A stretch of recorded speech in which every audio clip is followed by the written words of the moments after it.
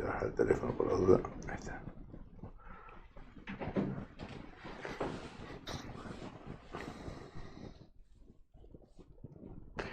Bueno, ya estamos grabando, ya estamos al aire con este nuevo episodio, con este nuevo programa de Punto de Vista, este espacio, este contenido que nos invita a ver politicadesantafe.com, un espacio donde invitamos a referentes de las instituciones, de la sociedad civil, que militan, que trabajan por diferentes temáticas que nos interpelan tanto a la política como a las diferentes instituciones, y también que se embanderan y militan diferentes causas que hoy son muy importantes revisar, ¿no? No solamente en la ciudad de Rosario, sino a nivel provincial y a nivel nacional también.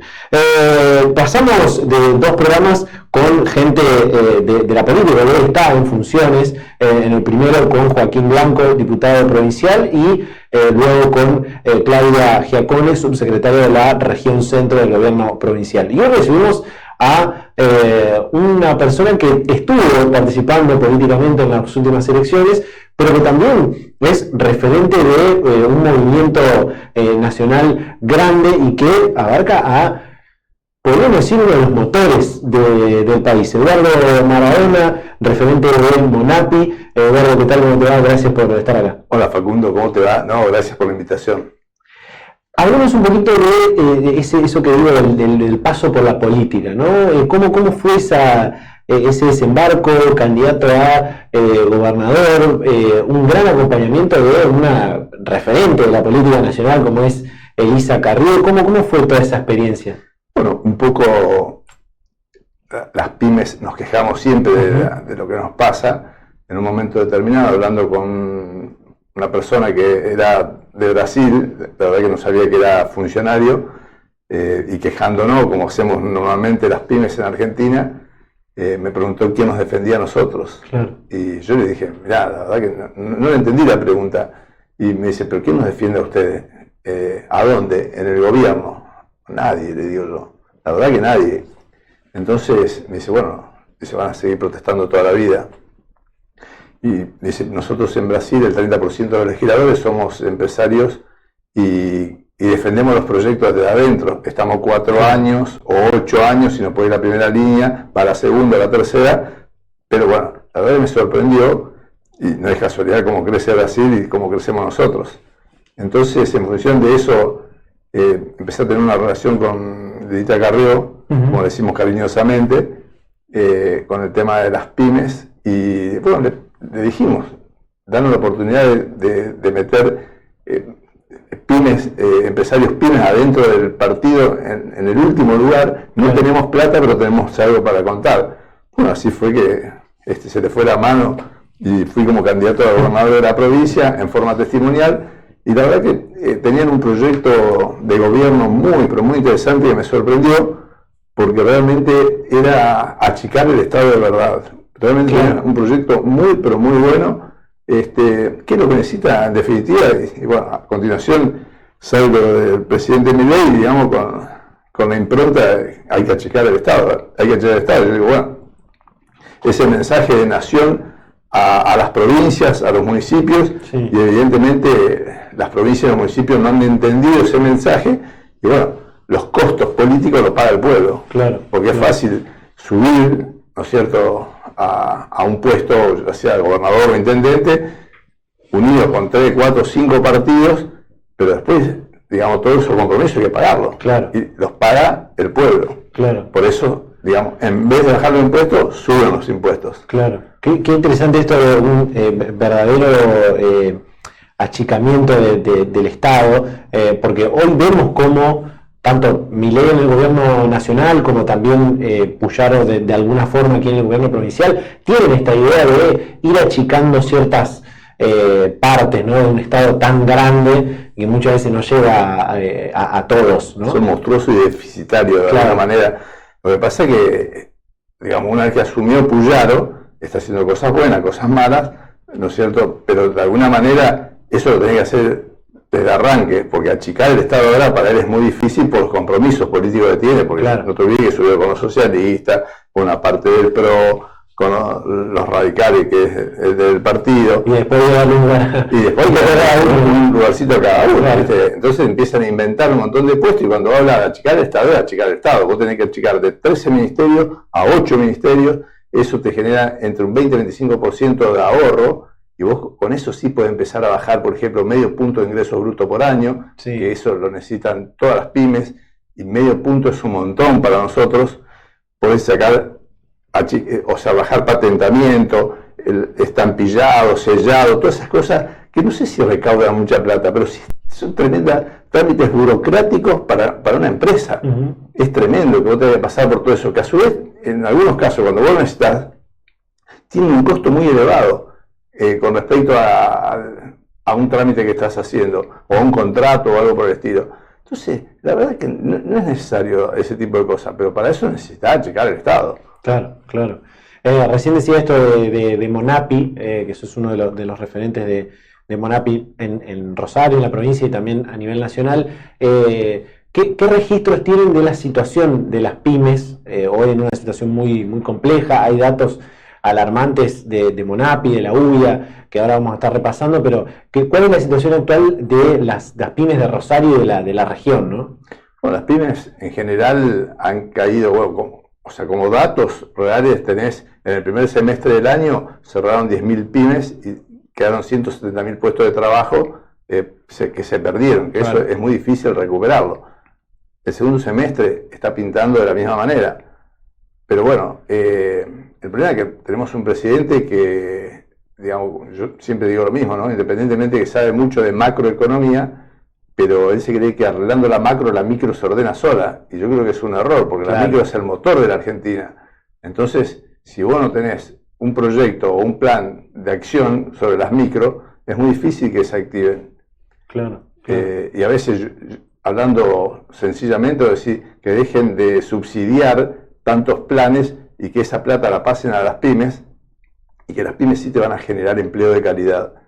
Claro. Porque aparte de tener pymes en todo el país, o sea, la diferencia que hay entre las pymes y las grandes empresas es que las pymes generan el 70% del empleo, el 42% del PBI, contra las grandes empresas que generan el 11% del empleo y el 13% del PBI. Claro. Y el Estado el 45% del PBI, que no produce nada, que es solamente una distribución de impuestos. Claro, claro.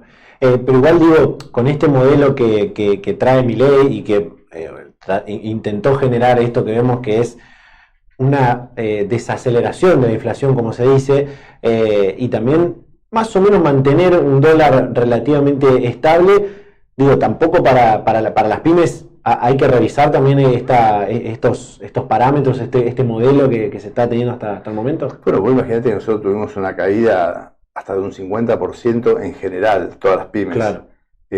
Ahora hay un pequeño recupero, pero así todo, todavía estamos en un 30% de caída con respecto a años anteriores, mes a mes con años anteriores, o sea que tenés una pérdida adquisitiva tremenda. Más la crítica, así como yo critico a la política, critico a los sindicatos, también critico a los empresarios, a los formadores de precio, sí, porque en un momento aumentaban por aumentar, y hoy tenemos un montón de proveedores que han bajado hasta un 50% los precios. Entonces, ¿qué nos generaron a nosotros? Una desfinanciación tremenda, por un lado, y una descapitalización. Claro. Porque imagínate que ahora te vienen a vender los mismos productos de hace 3 meses atrás con un 50% menos. Claro. Entonces, imagínate que el stock que vos tenés una pérdida tremenda. Por eso las empresas argentinas hoy, ante cualquier país vecino, no valemos nada. Claro. Esas empresas, nosotros creemos que tienen un valor relativo, pero si vos la comparás con un valor nominal en el mundo, no valemos nada.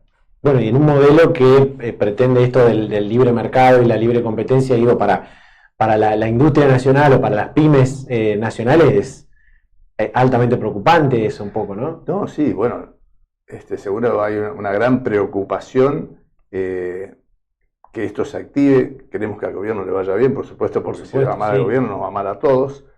Pero bueno, yo creo que la gente votó un cambio cultural en la política. La gente no lo va a castigar en este momento, considero yo, hasta las elecciones legislativas. Y ¿no es cierto? Porque en realidad lo que están pidiendo, digamos, es un cambio cultural dentro de la política, una forma nueva de hacer política. Sí lo van a castigar por falta de iniciativas, ¿no es cierto? Claro. Entonces, estas son las cosas que hay que tener en cuenta.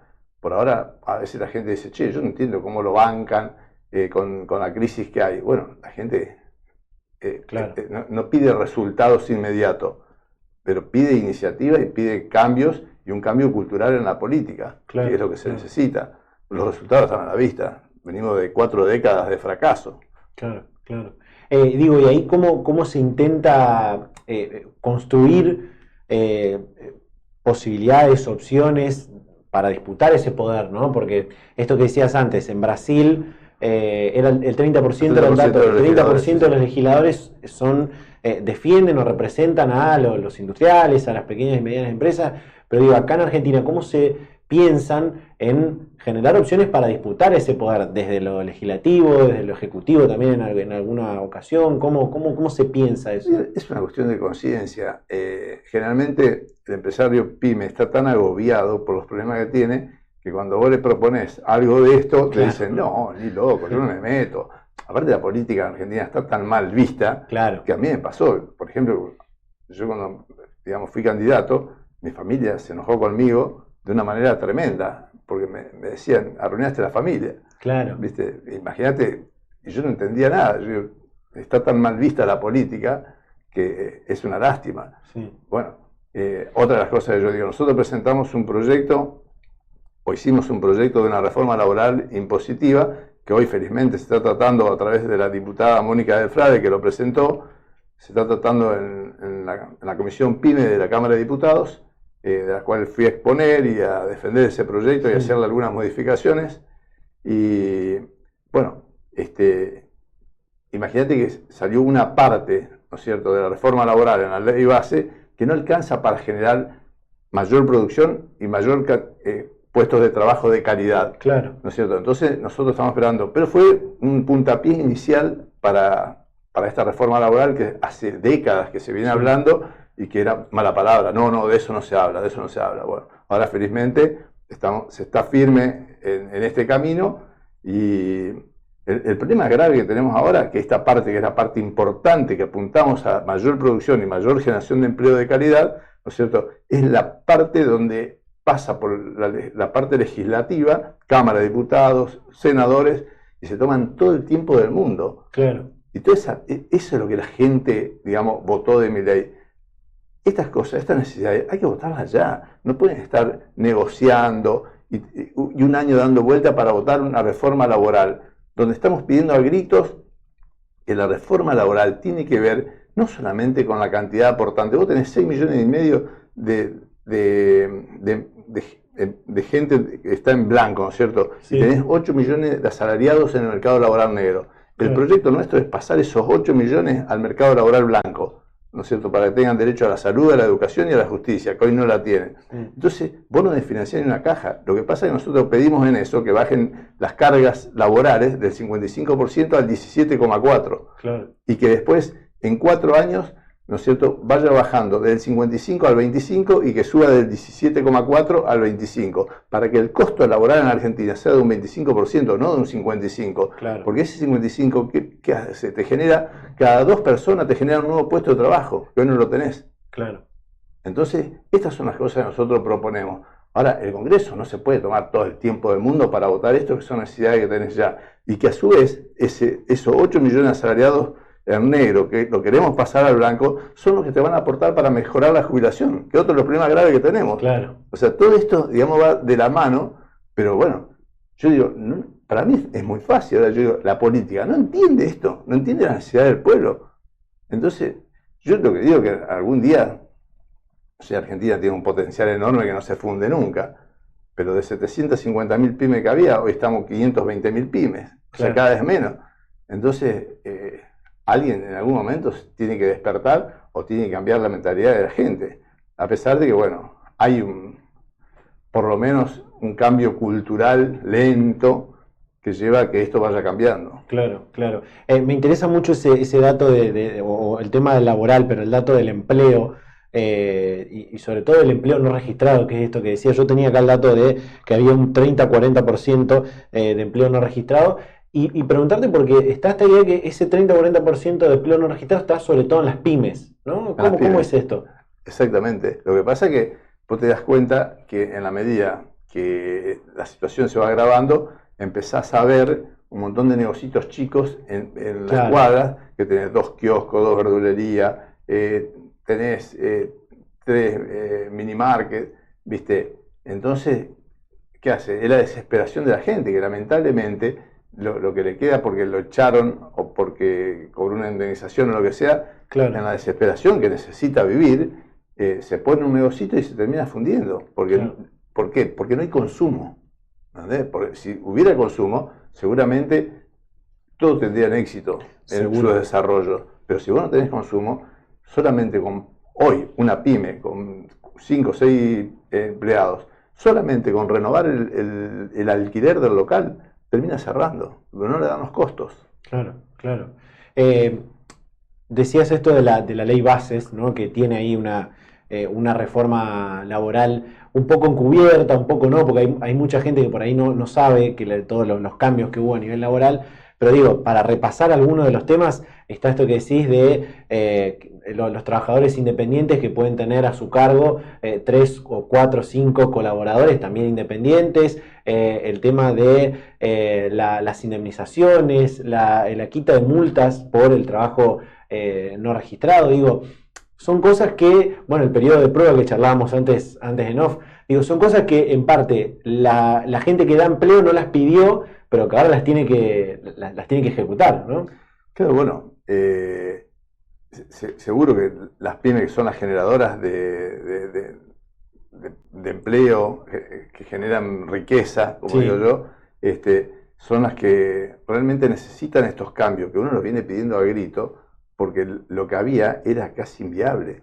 Hoy un juicio laboral te funde directamente, pero aparte de eso, y de paso te cuento, ¿no es cierto? Un evento que estamos organizando en la Bolsa de Comercio, que es el segundo foro PYME que vamos a hacer con MEAB, UNAGE y IDEA Pymes, es armar un panel con un abogado laboralista que entiendo que hoy es el número 1 que está haciendo todos los proyectos para la reforma, para el tema de los juicios laborales, traerlo a Marcos Ayerra, que es el secretario PYME a nivel nacional, al ministro de Trabajo, a Cordero, y poner un PYME para tener las 4 patas fundamentales y mostrarle a la gente, a la política, a los funcionarios, cómo le afecta al gobierno un juicio laboral, el cierre de una pyme, ¿no es cierto?, en la falta de recaudación y la falta de empleo, ¿no es cierto?, que eso tiene que ver, cuando vos perdés los empleos, no hay aportes para los jubilados, por ejemplo.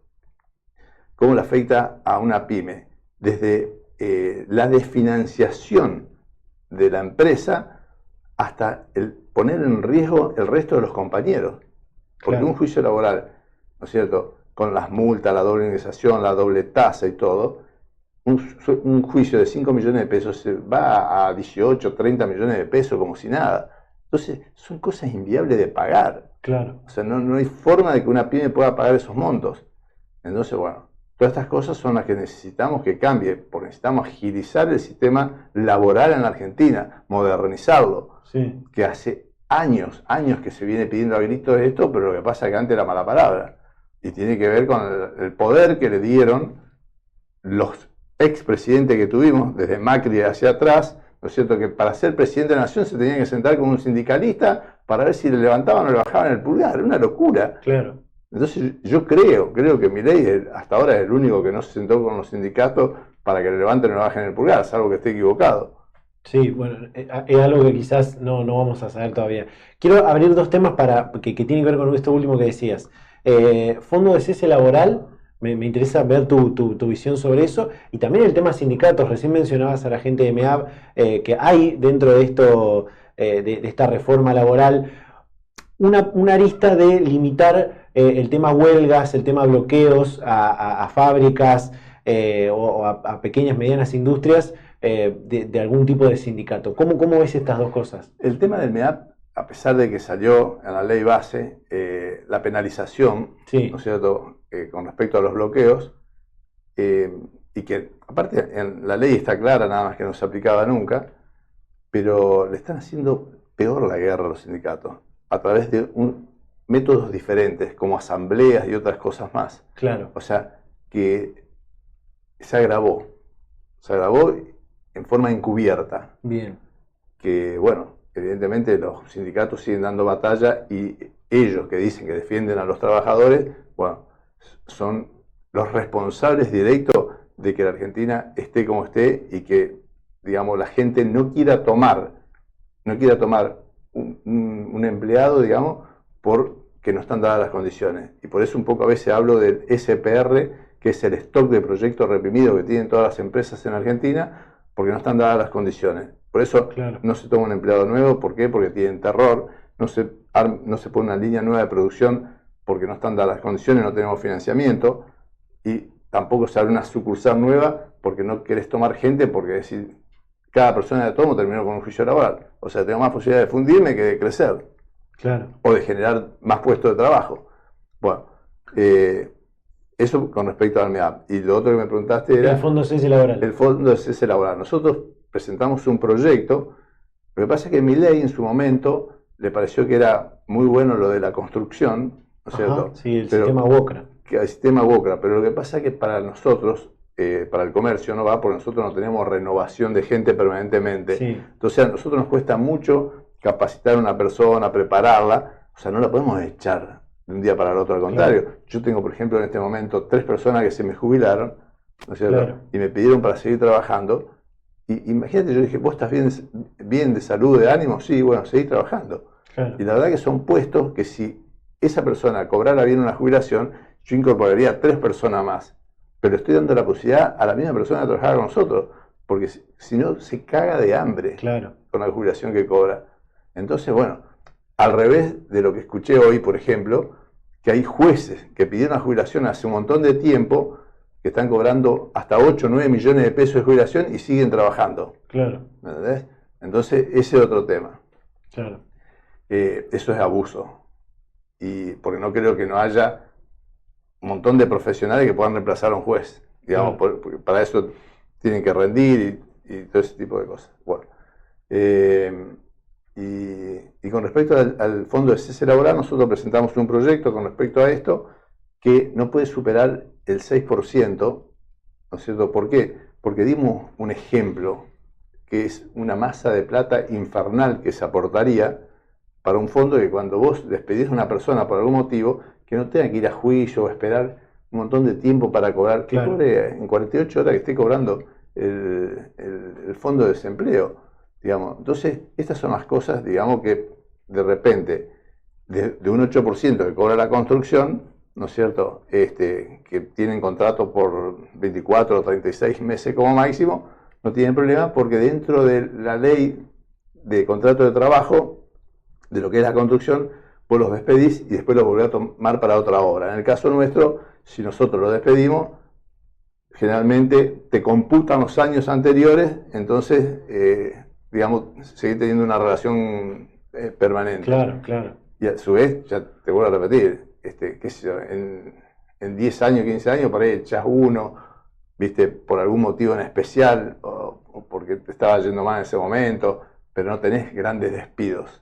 Claro, claro. Bueno, por eso te digo que son cosas diferentes. Pero bueno, nosotros presentamos un proyecto que lo tengo con números y ejemplos ahí, así que está bueno, digamos, que no tiene nada que ver con la construcción, aviso. Sí el título, pero no el contenido. Bien, bien.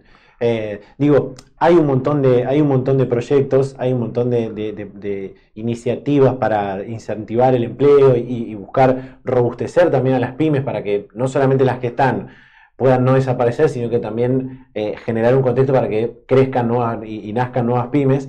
Pero digo, está bueno esto que decías antes, pensar de qué manera se puede hacer ese cambio cultural para que la gente también esté buscando más trabajo, ¿no?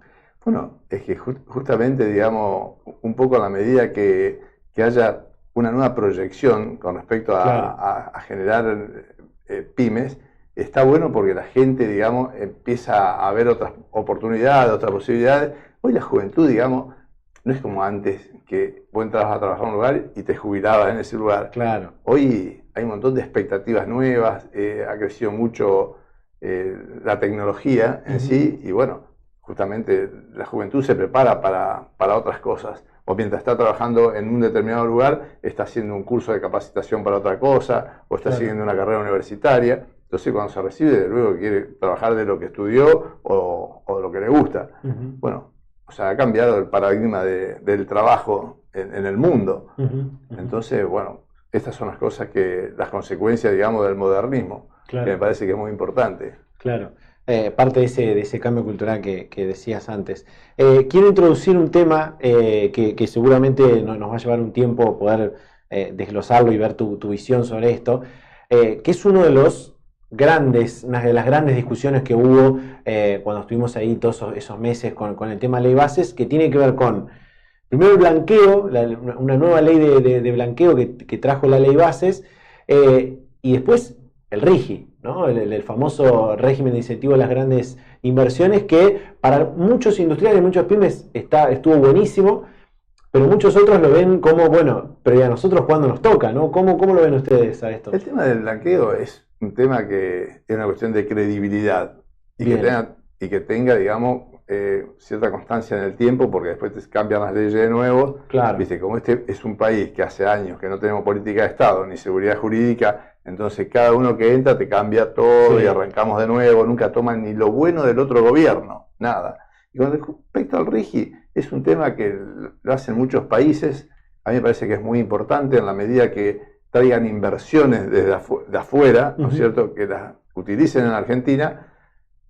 A lo que le tengo miedo es que, digamos, vengan inversores y utilicen la plata nuestra para eso y que se lleven las ganancias. Claro. Entonces yo digo, que traigan la plata de afuera, que la inviertan en Argentina, que el gobierno le exija la contratación de empresas nacionales, que se lleven las ganancias si quieren, pero que generen trabajo en Argentina. Claro, que dejen capacidad instalada, ¿no? También. Pues, y yo digo, con respecto a las pymes, con respecto al RIGI, yo digo, muchas pymes, inclusive acá en la provincia de Santa Fe, hay muchas pymes que están trabajando en vaca muerta. Claro, entonces, es muy importante, digamos, que a las pymes les den las condiciones necesarias, que es lo que estamos pidiendo nosotros, que es la reforma laboral e impositiva, y no necesitamos otra cosa.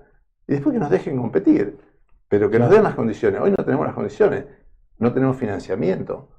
Entonces, este es uno de los temas fundamentales que a mí lo del RIGI, en la medida que se haga bien y que esté controlado, al contrario, para mí es un placer que vengan inversores de afuera.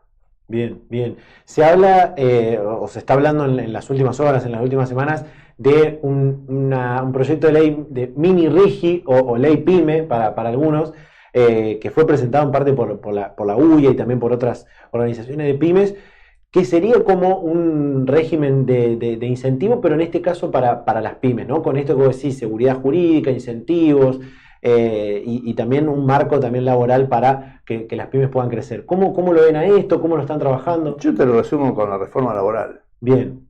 Para mí es sencillo. Una reforma laboral a conciencia, como la que planteamos nosotros, como la que se está tratando hoy en la Comisión PYME, en el Congreso, en la Cámara de Diputados, y creo que es suficiente. Digamos, nosotros con eso tenemos argumentos de sobra para poder generar más riqueza, para producir más y para generar más empleo de calidad. A partir de ahí uno se anima porque tiene las reglas claras. Cuando vos tomás a una persona y no tenés las reglas claras, vos no sabés si esa persona, digamos, te puede salir 100 o 1.000.000. Claro. Ahora, cuando vos arrancás con reglas claras, vos hiciste los números, tenés los costos reales, listo, ya está. Claro, claro.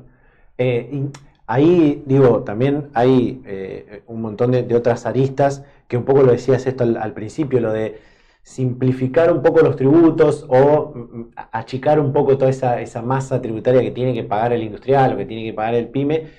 Pero digo, ¿hasta dónde se puede achicar? Porque también hay una cuestión del Estado Nacional que dice, bueno, pero nosotros también tenemos que recaudar, ¿no? Es como, hay una cuestión ahí de intereses cruzados. Un poco el pyme y el industrial queriendo tener para que pagar menos tributos, pero también el Estado diciendo, bueno, pero tampoco me puedo desfinanciar del todo, ¿no? No, bueno, por eso digo que vos tenés, cuando yo hablo de 8 millones de asalariados en el mercado laboral negro, pasado al blanco, hoy no te aportan nada.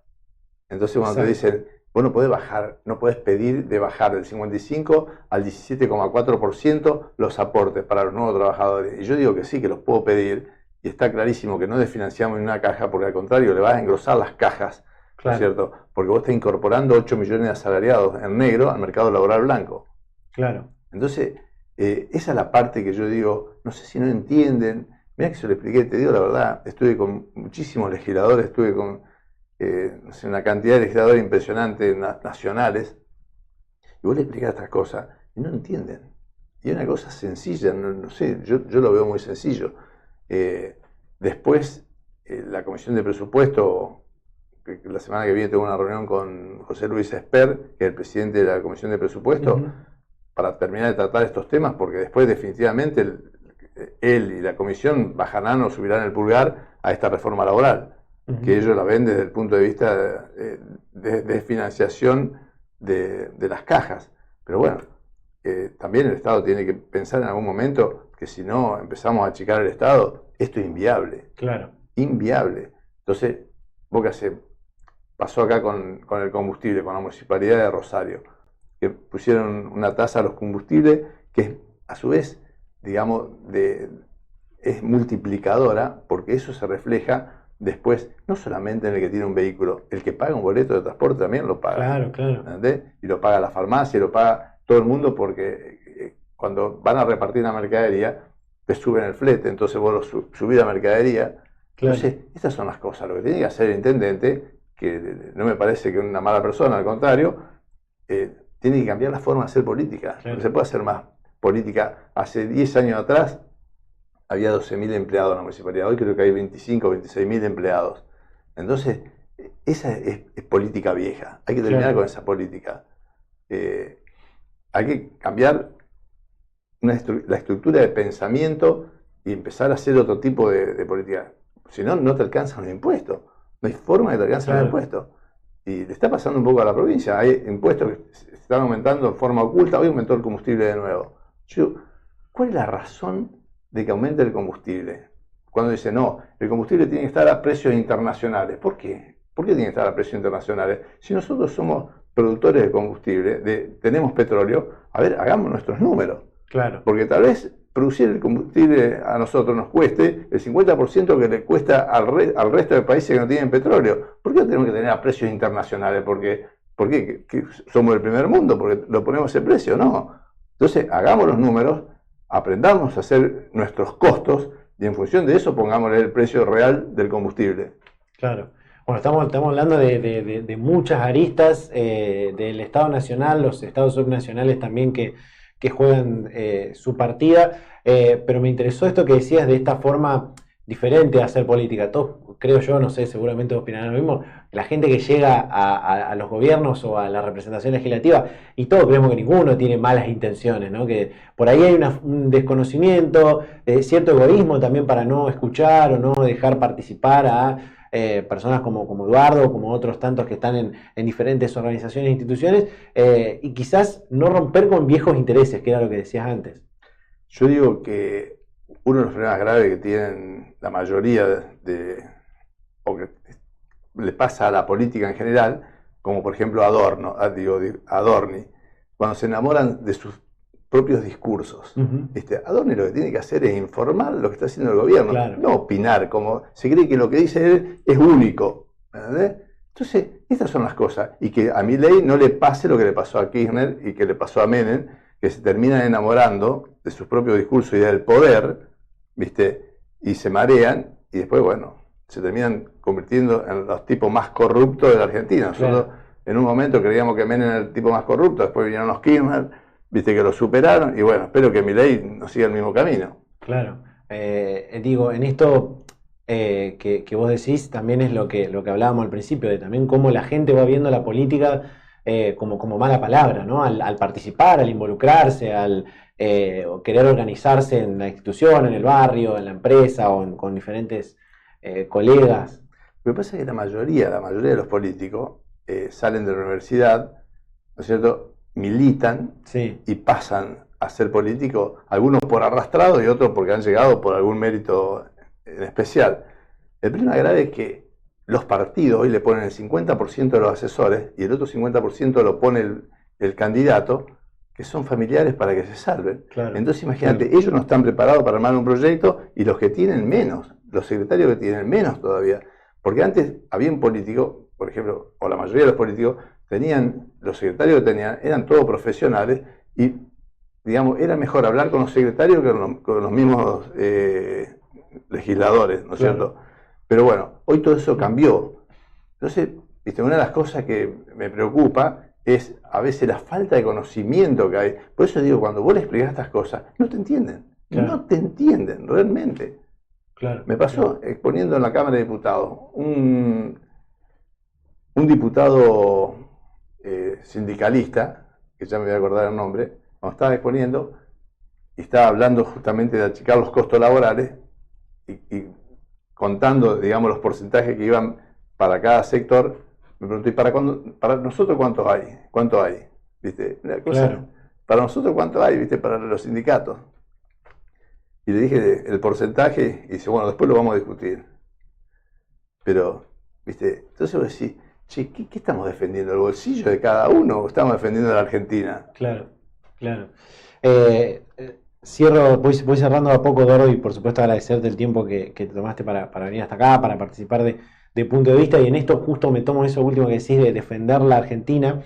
Dentro de un par de días, el 2 de septiembre, es el Día de la Industria en nuestro país, y me gustaría preguntarte si ves que Argentina tiene una mirada industrial, ¿no? Si tiene una mirada de país industrial, o cómo hacemos para recuperar, ¿no? esa mirada de país industrial. Bueno, Argentina tiene un potencial enorme, por eso no se funde nunca, pero sí, tiene gente muy capaz, tiene profesionales y tiene industrias que realmente no tienen nada que envidiarle a nadie. Yo, por ejemplo, te digo, tengo un proveedor que nunca vi en mi vida y lo cuento, que tiene una fábrica que fabrican cerámicos, ajá, que tiene 700 metros de largo la máquina, una cosa que nunca vi en mi vida, 7 cuadras de largo tiene. Y tremendo. Cuando vos la mirás, claro, trabaja muy poquita gente dentro de la empresa porque claro, es tremendamente automatizada. Y él me dice, yo acá adentro le puedo vender a China mi producción, claro, pero cuando lo saco del portón para afuera no puedo competir ni en el mercado interno. Entonces vos mirás la cantidad de impuestos que tenemos, claro, que es inviable. Claro. Me contaba el otro día de una concesionaria muy conocida acá de Rosario con respecto a los autos que tienen 55% de impuestos, más lo de alta gama es un 30% más, o sea, tienen un 80% de impuestos. Entonces, si no achicamos el Estado, siempre volvemos a lo mismo, claro, si no achicamos el Estado, no entendemos que hay que achicar el Estado y que hay que sacar los privilegios, ¿no es cierto?, a un montón de gente que están cubriendo bancadas de hace... Otra de las cosas que me preocupa cuando dice un legislador, mirá, Eduardo, yo hace 17 años que soy legislador, yo hace 20 años, y a mí me daría vergüenza. Yo le dije, te tendría que dar vergüenza decir, porque el país es un fracaso de hace 20 años atrás, claro, a la fecha. ¿Qué hiciste? ¿Viste? Y todavía te dicen como si, o sea, lo que se saben son los curritos que tienen, las trampitas que tienen para legislar y todo ese tipo de cosas. Pero en realidad, en concreto, nunca hicieron nada. Claro. Esa es la verdad. Cuando digo, hace 20 años que no se hace nada o se hace muy poco, porque los resultados están. Claro, claro. Teniendo todo ese marco que hablamos, y tema reforma laboral impositiva y un montón de otras cosas, digo, ¿se puede reindustrializar la Argentina? Sí. ¿Se puede pasar de ser esto que siempre se dice de la granja del mundo a la fábrica de América Latina y del mundo, ¿no? Ojalá. Sí, yo creo que sí, que tiene un potencial, Argentina tiene un potencial bárbaro en la parte productiva, en recursos humanos. Sí. Pero bueno, está dado que muchísima gente que se va a Argentina triunfa afuera del país. Uh-huh. Entonces es una lástima que perdamos todo ese potencial de gente que tenemos, ¿no es cierto?, de cerebros, claro, que se van a desarrollar a otro lado. ¿Viste? Nosotros no estamos en Argentina. Lo que pasa es que, bueno, ¿qué pasa? A veces no están dadas las condiciones, como dije antes, para que tengan los sueldos adecuados, ¿no es cierto?, y para hacer los desarrollos que necesitamos en Argentina. Y bueno, y por otro lado, brindarle todas las herramientas que se pueden hacer. Yo visito muchas empresas y me quedo sorprendido del potencial que tienen. Pero ¿qué pasa? En un país deprimido, que no hay consumo y que nos cuesta exportar también, porque yo te digo, el 4% de las pymes exportan, pues la mayoría es todo consumo interno. Claro. Entonces, en un mercado deprimido que se consume muy poquito, es muy difícil crecer. Entonces, ese es parte de la problemática. Pues si, che, ¿cómo crece Brasil? Bueno, viste, tiene una población, un potencial enorme, tienen otro criterio, ellos quieren competir contra el mundo. Claro. Y nosotros tenemos una mirada diferente. Nosotros acá todavía, digamos, creemos que el que genera riqueza es un tránsfuga, Claro. que es una mala persona. Entonces vayamos contra ese, que es un oligarca. Al revés, las miradas del mundo contra el que genera, el que produce, el que genera riqueza, el que genera empleo, pues, digamos, es el tipo que hay que apalancar. Claro. Pero bueno, viste, habrá que cambiar como dije antes, hay que cambiar la cabeza, la cultura, la forma de pensar, de ver las cosas. Sí, totalmente, totalmente. Eduardo, muchísimas gracias por participar de este programa de Punto de Vista, este espacio, como decía, de política de santafe.com, donde hablamos con referentes de las organizaciones, de la sociedad civil, de la política también, para conocer justamente cómo ven diferentes temáticas de lo que va pasando, y en este caso lo tuvimos a Eduardo Maradona, uno de los representantes de el Movimiento Nacional PYME, así que nuevamente, Eduardo, muchas gracias por venir, y bueno, nos estaremos encontrando seguramente la próxima semana con un nuevo punto de vista aquí por politicadesantafe.com. Muchas gracias.